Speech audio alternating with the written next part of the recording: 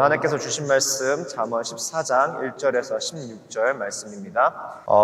제가 이 지역에 이제 저랑 나이가 비슷한 목회자들이랑 이제 기회가 있을 때 종종 교류를 하는데 마침 저랑 나이가 이렇게 많이 차이 나지 않는 목사님이 그 전에 이제 알고 있었지만은 이제 혼돈 지역으로 목회로 오시게 됐어요. 담임 목회로 오시게 됐는데 또 이제 그분이 최근에 결혼을 했습니다. 결혼을 하셔가지고 또 결혼식에도 참석을 하고 얼마 전에 담임 목사님과 함께 참석했었던 목회 설교 컨퍼런스에서도 만났었는데 며칠 전에 이제 연락이 오신 거예요. 이제 결혼을 최근에 했어요. 굉장히 최근에 몇 주 전에 했는데 하면서 이제 신혼집을 차려야 되잖아요. 근데 교회에서 이제 사택이 있어서 사택에서 들어가서 사는데 이제 가구는 없는 거예요. 그래서 가구를 이제 만들어야 되는데 가구가 뭐 조그마한 가구들은 보인들이 할 수 있는데 굉장히 좀 큰 가구가 있어서 난처했었던 것 같습니다. 그래서 이제 저랑 이야기하다가 저랑 이제 얼마 멀지 않아요. 제가 사는 곳이랑 얼마 멀지 않아서 같이 가서 만드시죠 해서 이제 갔더니 어제 그래서 이제 점심에 이제 초대받아서 점심 식사를 하고 같이 함께 가구를 조립하게 됐는데 굉장히 크더라고요. 굉장히 큰 수납함을 이제 만들기 시작했습니다. 가구를 조립해 보신 분들은 아시겠지만은 이제 그 자재가 있으면은 거기 안에 필요한 부품들이랑 이제 항상 같이 동봉해서 오는 게 아무래도 이제 조립 설명서겠죠. 어제 조립 설명서를 이제 잘 따라서 이제 잘 마무리는 지었는데 참 그런 생각이 들더라고요. 이 조립 설명서가 없으면은 이 가구를 아무리 좋은 원자재가 있고 또 아무리 그 결과물이 사진으로서 봤을 때는 정말 이쁜 그런 모습을 갖추고 있다 하더라도 이 조립하는 사용 설명서가 없으면은 참 난감하겠구나라는 생각을 들었습니다. 오늘 이 이야기를 하게 된 이 계기는 잠언의 저자가 지혜로운 여인은 집을 세운다고 합니다. 근데 그 집을 세우는 데에 오늘 본문을 통해서 굉장히 중요한 몇 가지 구성 요소가 있고요. 또 그 구성 요소를 통하여서 지어 나가는 그 과정 가운데에 그 과정을 어떻게 잘 또 따라가야 되는지 오늘 잠언의 저자는 또 여러 가지의 또 모습을 통해서 또 가르침을 통해서 전달하고 있는데 우리가 함께 오늘 본문을 통해서 또 우리의 삶으로 돌아가 또 가정으로 돌아가 또 직장으로 돌아갔을 때에 하나님의 지혜에 힘입어 또 생명과 구원의 은혜를 누리며 하나님의 집을 세워나가는 저와 여러분 되기를 주님의 이름으로 축원드립니다. 오늘 함께 같이 말씀을 보실 텐데 1절을 보시면은 지혜로운 여인은 자기 집을 세우되 미련한 여인은 자기 손으로 그것을 허느니라 라고 시작이 됩니다. 이 지혜로운 여인에 대해서는 학자들의 의견들이 굉장히 불분명해요. 이것이 과연 실제적인 여성을 지침을 하느냐. 그래서 잠언에 나오는 현숙한 여인, 어떤 지혜로운 여인을 얻으라 했을 때에 그런 어떤 아내, 정말 어떤 그런 여성상을 지금 지칭하고 있는 것인지 아니면은 지혜를 잠언에서 또 시편에서 흔히들 사용하는 시적 표현으로 의인아를 사용하여서 지혜를 여인으로 표현하고 있는지 이거에 대해서는 굉장히 불분명합니다. 제가 어제 이것을 놓고 혹시 이제 좀 어떻게 파악이 잘 돼서 설명을 더 드릴 수 있을까라고 공부를 했는데 굉장히 이렇게 50대 50 어떻게 보니까 그렇게 좀 다양하게 나눠져 있는데 사실 그것이 중요한 것은 아니고 분명한 것은 저희가 사람으로 됐을 때는 정말 지혜에 있는 사람은 무엇을 세우는 역할을 감당할 수 있다는 것을 우리가 볼 수가 있고요. 또 그 지혜가 의인화로서 표현으로서 사용되었다 할지라도 하나님의 지혜는 무엇을 멸망하거나 파괴적인 힘을 가지고 있는 것이 아닌 생명을 불어일으키는 무엇을 세울 수 있는 능력이 있다는 것을 우리가 발견할 수 있게 된다는 것입니다. 실제로 하나님께서 창조하실 때에 하나님의 지혜로 모든 것을 만드셨죠. 모든 것을 만드시고 정말 천지를 창조하신 것뿐만 아니라 우리가 기억해야 될 것은 에덴 동산이라는 사람이 거주할 수 있는 그 터전을 만드셨다는 것이에요. 정말 그 하나님의 놀라운 지혜, 이 모든 이 우주의 질서와 또 그 아름다움이 하나님의 지혜로부터 나온다는 것을 우리가 깨닫게 된다면은 그 반대되는 죄의 영향력과 또 열매도 늘 항상 경계하고 알고 있어야 된다는 것이에요. 하나님의 지혜는 우리를 어떤 성공의 길로, 만족의 길로, 우리를 유익하게 하는 데서부터 그치는 것뿐만 아니라 정말 하나님의 생명과 구원을 일으킬 수 있는 능력이 됨을 믿습니다. 그렇지만은 죄의 영향력, 죄의 능력은 오늘 1절을 보시면은 미련한 여인은 자기 손으로 그것을 허느니라, 파괴의 힘을 갖고 있다는 것을 우리가 볼 수가 있고요. 그래서 우리가 하나님의 그 지혜로 말미암아 우리 삶을 세워나갈 때에, 우리의 가정을 지키고 세워나갈 때에, 우리의 일터와 또 교회 공동체를 정말 하나님의 성전으로 세워나갈 때에 하나님의 지혜를 갖고 우리가 그렇게 우리 삶 가운데 역사하실 하나님을 바라보고 기대함 가운데 있을 때에 중요한 4가지 요소를 바로 2절, 3절, 4절, 5절에서 발견할 수가 있습니다. 첫 번째로는 그 지혜로운 여인이 자기 집을 세우되, 바로 그 다음에 나오는 두 번째 절에 나오는 이야기가 바로 지혜의 근본되는 여호와를 경외하는 것으로 나타납니다. 잠언 1장 7절과 또 9장 10절에 우리가 잘 아는 말씀이죠. 여호와를 경외하는 것이 지식 또는 지혜의 근본이니라. 저는 2절에 바로 1절에서 이 잠언의 저자가 지혜로운 여인은 자기 집을 세운 것을 언급을 하고, 그리고 나서 2절에 정직하게 행하는 자는 여호와를 경외하여도 라는 것을 바로 이어서 말하는 것에 대해서 우연이라고 저는 생각하지 않고, 바로 이것이 최우선이고 바로 근본이고 그 집의 토대가 됨을 강조하는 것으로 저는 어제 묵상하면서 하나님께서 그렇게 은혜를 주셨어요.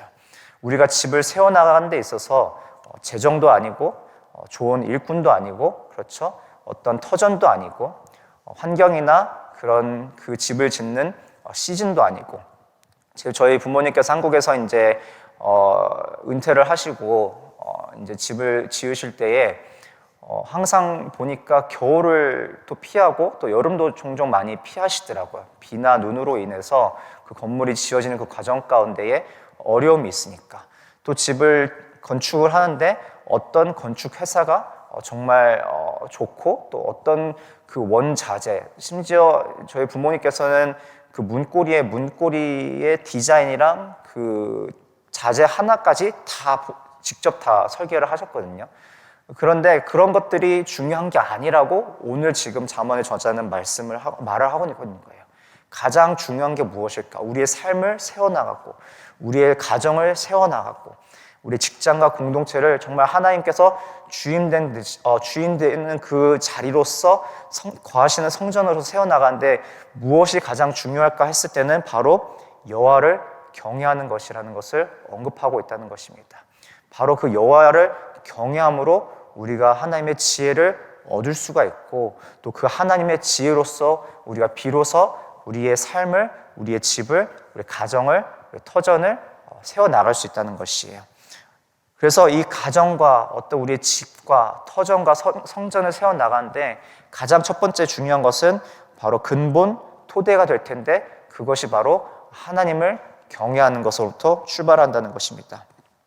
3절을 보시면 미련한 자는 교만하여 입으로 매를 자청하고 지혜로운 자의 입술은 자기를 보전하여도.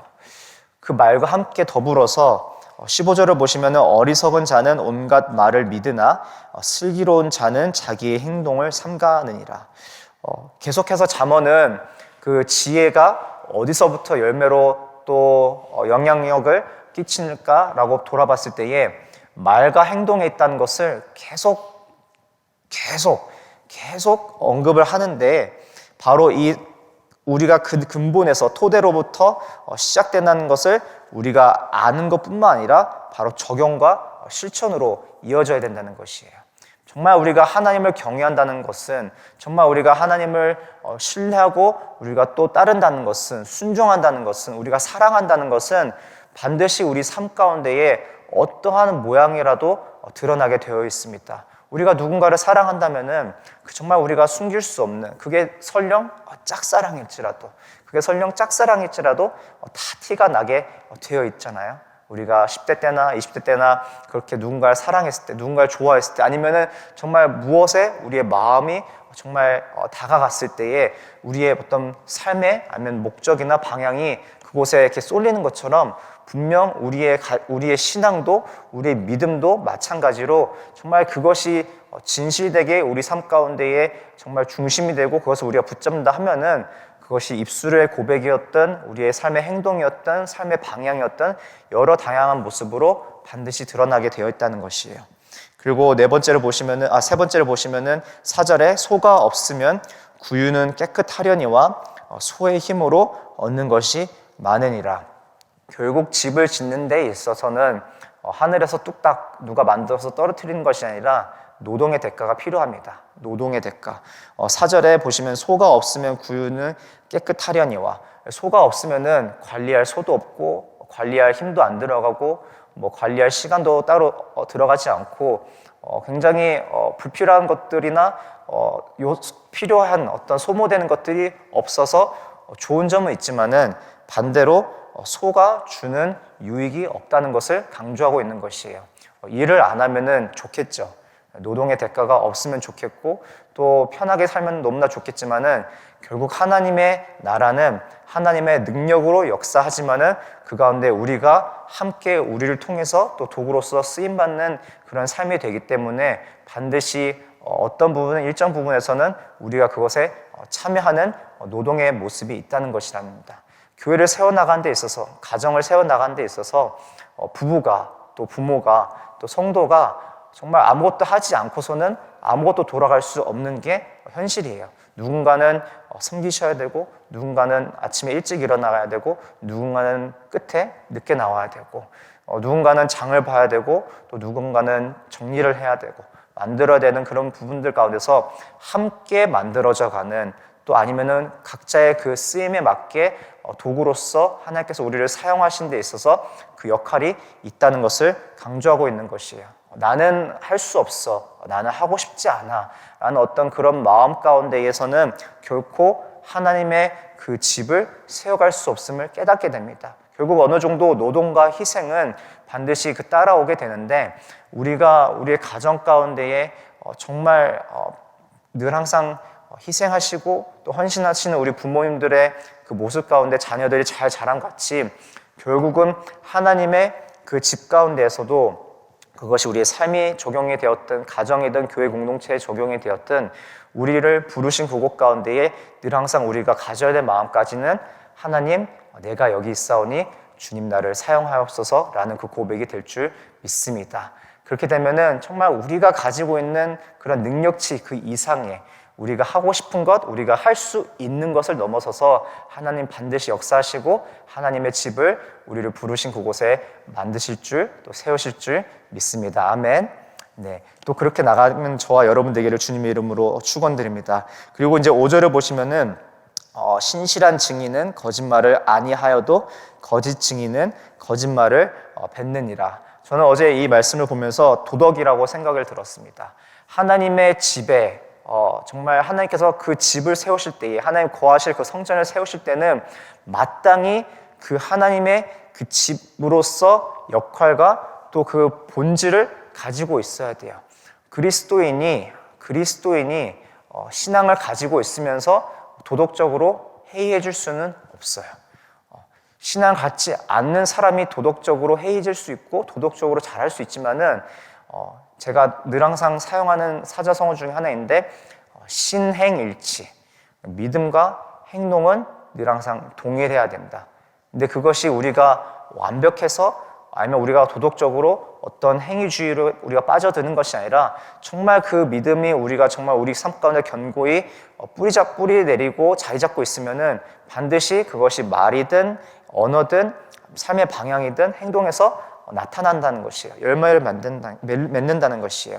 잠언을 우리가 묵상하면서 분명 이것이 우리가 도덕적으로 우리가 어떤 더 나은 우리의 모습을 교정하고 성취를 이루기 위해서 이것을 묵상하는 것을 깨달음, 묵상하는 것으로 생각하면 되면 안 되지만은 그렇지만 정말 우리가 하나님의 자녀라고 한다면은 또 하나님을 믿는 백성으로서의 그 성도라고 한다면은 우리의 삶의 어떤 도덕적인 모습에서 진실됨과 또 정직함과 또 성실함 여러 가지 부분에서 반드시 하나님 기뻐하시는 열매를 거두신다는 것을 우리가 알아야 된다는 것을 오늘 잠언은 그렇게 말을 하고 있습니다. 4가지 요소가 있었죠.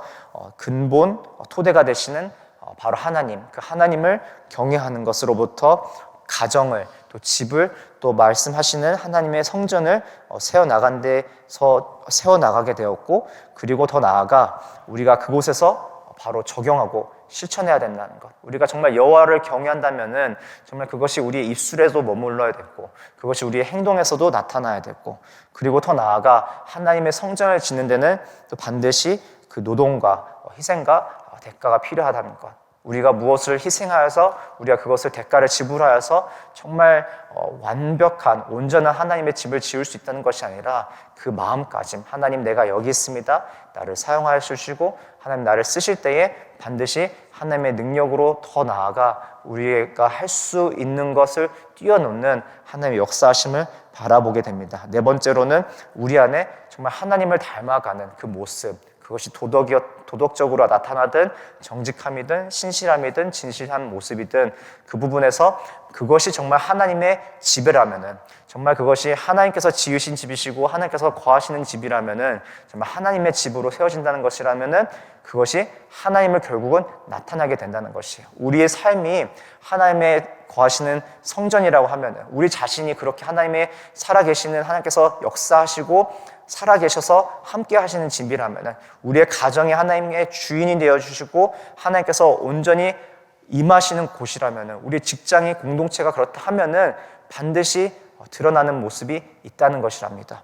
우리가 때로는 어떻게 보면은 교회는 거룩해야 되고 집은 조금 우리가 나태해질 수 있고 그렇게 우리가 분류를 해서 생각을 할 수가 있는데 그것은 잘못된 개념이에요. 하나님이 거하시는 그곳이 바로 하나님의 성전됨을 깨달아 알아. 그것이 길거리였든 차 안이었든 운전 중이든 우리가 쇼핑을 하든 누군가와 대화를 나누고 교제를 하든 우리 자신이 먼저는 하나님이 거하시는 성전이 되고 우리 가정이 그렇게 하나님이 세우시는 집이 되고 교회 공동체가 종국에는 하나님의 나라로 임하시는 그 자리가 될 줄 믿습니다. 그렇기 때문에 더욱더 거룩과 정말 성결함을 회복해야 되고 더 나아가 하나님의 지혜를 또 우리가 잠언을 묵상하는 이 시즌에 구하며 나아가는 저와 여러분 되기를 축원드립니다. 더 나아가서 또 그렇게 여러 가지 또 구성 요소를 제가 함께 나눴는데 이 가정, 정말 이 집, 하나님의 나라, 하나님의 성전 여러 가지 개념을 우리가 쓸 수 있지만 그것을 세워나가는 데 있어서 이제는 우리가 지금 알았잖아요. 이제는 이 하나님의 성전, 정말 하나님의 집을 세워나가는 데 있어서 그것이 우리의 삶이 되었든 가정이 되었든 정말 이제는 우리가 아는데 그 아는 데서 멈추지 말고 그것을 이제 이어서 만들어 나가야 되는 것이 길이고 그 길로 우리가 앞으로 한 걸음 한 걸음 나아가야 된다는 것이에요. 우리가 어린 아이들을 이렇게 그림을 학교에서 가르칠 때에 가장 쉬운 방법으로 학교에서 어린 아이들 그림을 가르치는 방법 중에 하나가 점을 이용하여서 점마다 숫자를 다 매겨서 그 숫자를 따라가게끔 해요. 처음에 아이들에게 그림을 가르칠 때에 제가 어떻게 아이들에게 그림을 가르치냐, 그 모형을 이해를 하게 만드냐고 이렇게 좀 연구를 해봤더니 그 그림에 점들이 있고 점들에 숫자가 다 표기가 돼 있더라고요. 그러니까 숫자대로 이것을 잘 따라가면은 그것이 고래가 되었든 그것이 자동차가 되었든 그것이 무슨 만화의 캐릭터가 되었든 어떤 완성품으로서 이어져 간다는 것이에요. 어제도 제가 앞에서 언급드렸듯이 이제 지인 목사님 집에 가서 그 신혼집에 가서 이제 가구를 조립하는데 가구가 굉장히 컸습니다. 가구가 수납함이 굉장히 커서 매뉴얼도 보니까 꽤 두툼하고 그거를 시작하는 데 있어서 막막하더라고요. 이게 언제 시작해서 언제 끝내지? 라는 그런 생각이 들 정도로 굉장히 큰 가구였는데 그 조립 설명서에 스텝 1부터 스텝 50까지 그 숫자대로만 잘 따라가면은 결국은 완성품을 만들 수 있었어요. 결국 그렇듯이 우리의 삶 가운데서도 하나님의 지혜로 이 하나님의 집을 세워나가는 데 있어서 그 순간순간에 우리에게 허락하여 주시고 보여주시는 그 과정을 정말 믿음으로 순종해서 나아가는 것, 그것이 바로 길이 되고 그것을 통하여서 우리 가운데 하나님의 집을 세울 수 있는 열매를 또 허락하신다는 것이에요. 6절을 보시면은 거만한 자는 지혜를 구하여도 얻지 못하거니와 명철한 자는 지식 얻기가 쉬우느니라. 7절을 보시면 너는 미련한 자의 앞을 떠나라. 그 입술에 지식이 있음을 보지 못함이니라. 8절을 보시면 슬기로운 자의 지혜는 자기의 길을 아는 것이라도 미련한 자의 어리석음은 속이는 것이니라. 9절을 보시면 미련한 자는 죄를 심상히 여겨도 정직한 자 중에는 은혜가 있느니라. 여기서 제가 함께 나누고 싶은 것은 6절에 명철한 자라는 이 단어의 명철은 또 다른 한글 번역에서는 분별력, 통찰력 이렇게 사용되어 줄 수가 있습니다. 그리고 이 명철에 쓰였던 이 히브리어 단어는 8절을 보시면은 아는 것과 동일한 단어예요. 결국은 분별력을 가지고 있는 것, 통찰력을 가지고 있는 것이 하나님의 지혜의 열매인데 아는 것에서 멈추지 않고 어떤 지식적인 어떤 깊음이나 높음을 말하고 있는 것이 아니라 분별할 수 있는 능력, 통찰력을 곧 말하고 있다는 것입니다. 그것을 가지고 있는 분들, 정말 그것을 붙잡고 나아가는 하나님의 성도들이 하나님의 지혜를 얻게 되는데 그 하나님의 지혜를 얻음으로 통해서 종국에는 그 과정 가운데에 하나님의 집을 세워나갈 수 있는 길이 열린다는 것이에요. 우리가 우리 자녀들을 위해서 기도할 때에, 우리 배우자를 위해서 기도할 때에, 또 우리 교회를 위해서 기도할 때에, 우리 아니면 우리의 직장을 위해서 기도할 때에 정말 늘 항상 많이 입에 습관처럼 달고 있는 것이 하나님 지혜를 주시옵소서, 하나님 지혜를 구합니다라고 말을 하잖아요. 정말 그 지혜가 단순히 어떤 성공의 열쇠를 떡하니 우리 앞에 하나님께서 내놓는 것이 아니라 정말 그 생명의 길로, 정말 그 은혜의 길로, 구원의 길로 이끄시는 바로 그 안내 표시판의 역할을 감당한다는 것이에요.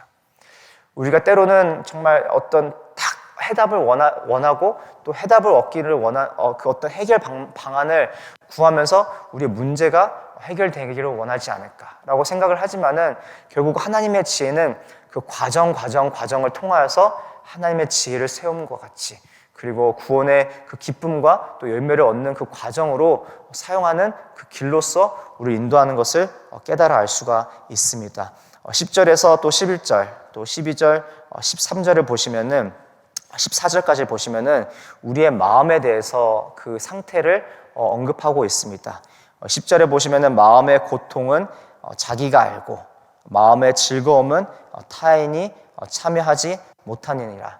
어떻게 보면은 이런 어떤 겉으로 드러나는 모형의 집이 있다고 하면은 더 나아가 우리 삶 가운데에 우리 마음에도 집이 있는데 정말 그 누구도 정말 침범하지 못하는 정말 우리만의 그 고유의 공간이 있다는 것을 언급하고 있는 것이에요.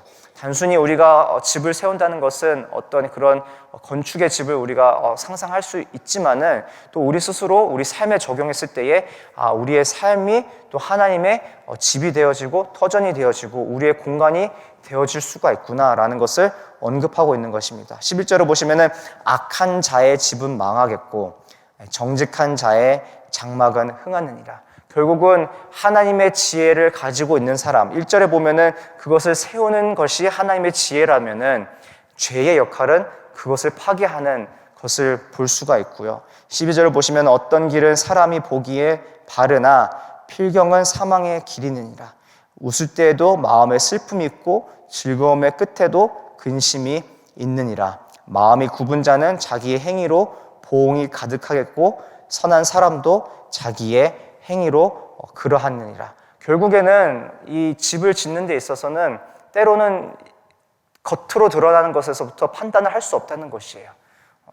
이 사람이 짓는 집이 더 나아 보이는데 세상적인 방법이 옆집에서 아무개가 정말 기도도 안 하고 말씀도 안 읽고 정말 자기 하고 싶은 대로 잘 사는데 좋은 차와 좋은 집과 자녀가 잘 되고 어떤 사람들은 굉장히 잘 사는 것 같고 행복해 보이는 것 같지만은 그 안에 결국에는 그 집은 무너져가는 집, 정말 모래 위에 지은 집처럼 그 끝에는 무너질 수밖에 없는 집임에도 반면에 정말 우리의 삶에 하나의 짓는 집이 정말 때로는 그 집을 짓는 데 인도하시는 길이 십자가의 길이 되고 좁은 길이 되어서 뭔가 손해가 있는 것 같고 뭔가 겉으로 드러나기에는 정말 보잘것없어 보여도 반드시 하나님께서 짓는 집, 하나님의 지혜로 세워지는 집, 우리의 삶과 가정과 교회 공동체가 그렇게 됐을 때에는 반석 위에 지은 집같이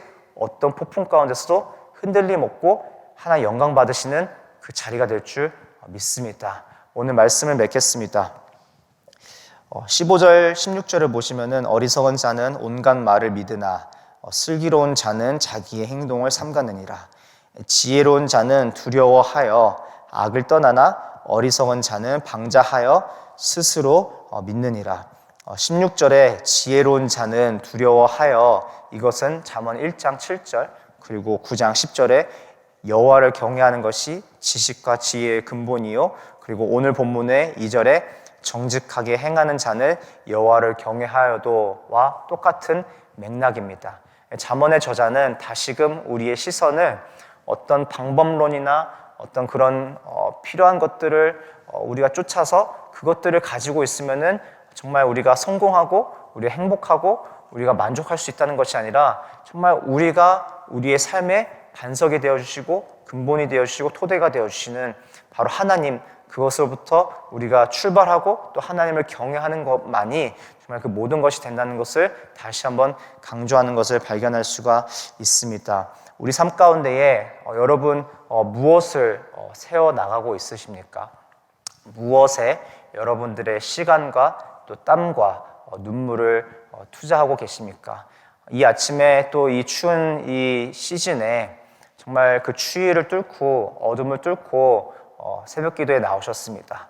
정말 우리 함께 같이 기도하기 원하는 것은 정말 우리의 기도를 통하여서 이 자리를 통하여서 정말 역사하시는 하나님을 만나고 나를 살리고 우리 가정을 살리고 우리 직장을 살리고 우리 공동체를 살리는 또 그리고 하나님의 집을 세우시는 정말 그 건축자 되어주시는 하나님을 만나는 이 아침 되기를 간절히 소망합니다. 히브리서 3장 4절을 보시면은 집마다 지은 이가 있으니 만물을 지으신 이는 하나님이시라.